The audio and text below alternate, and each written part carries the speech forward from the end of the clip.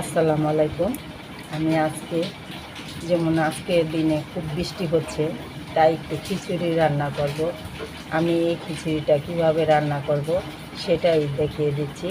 চালটা আগে ভিজিয়ে রেখেছি, চালটা শুকিয়ে গেছে, দেখুন ঝরঝরা হয়ে গেছে। এটার সাথে দিয়ে দিব বুটের ডাল। এখানে বুটের ডাল নিয়েছি, আমি বুটের ডালটা একটু সিদ্ধ করে নিয়েছি। তার সাথে নিয়েছি মুগ ডাল আর মুসুর ডাল। ডাল আর চাল যদি একটু পরিমাণে চালের অল্প অল্প বেশি একটু ডালের পরিমাণটা বেশি থাকে, তাই খিচুড়িটা কিন্তু খেতে খুবই ভালো লাগে। তাই আমি একটু ডালের পরিমাণটা বেশি নিয়েছি। এখানে মুগ ডাল, বুটের ডাল, মুসুর ডাল 3 রকমের ডাল নিয়েছি। ইচ্ছে করলে আরও 2 রকমের ডাল নেওয়া যেতে পারে।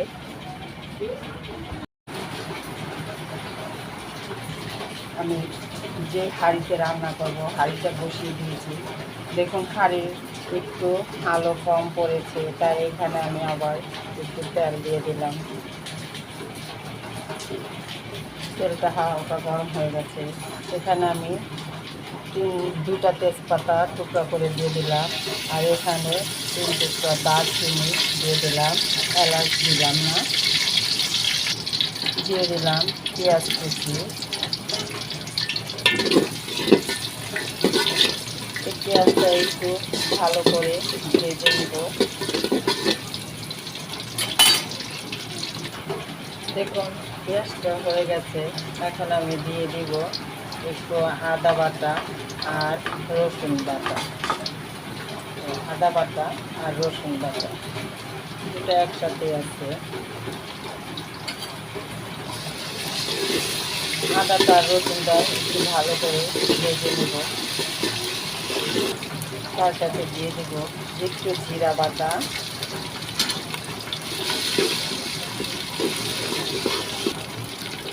রসুন আর আদা বাটা, জিরা বাটা ভালো করে ভেজে নিলাম। এখন আমি দিয়ে দেব হলুদ, মরিচ, ধনিয়া গুঁড়ো। এটা ভালো করে একটু ভেজে নেব। সামান্য পরিমাণে একটু পানি দিয়ে কষিয়ে নেব। একটু গরম পানি দিয়ে দিলাম।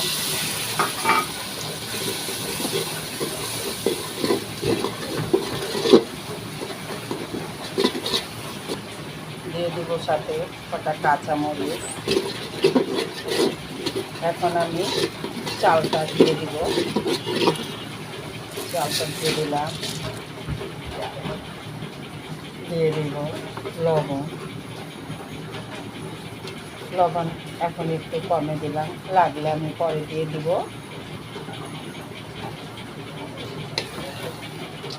ভালো করে নেড়ে দিব। এখন আমি এটার সাথে ডালগুলো অ্যাড করে দিব। ডালগুলো দিয়ে দিলাম। দিয়ে দিলাম বুটের ডাল।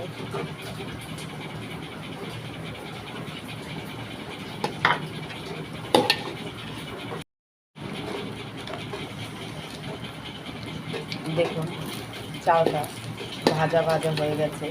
এখন আমি এখানে পরিমাণ মতন পানি দিয়ে দিব। গরম পানি দিব।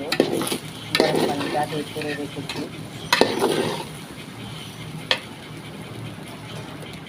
দিয়ে দিলাম গরম পানি।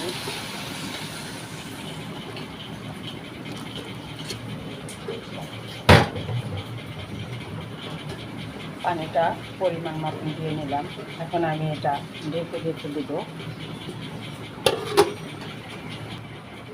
দেখুন খিচুড়িটা বলক এসে গেছে।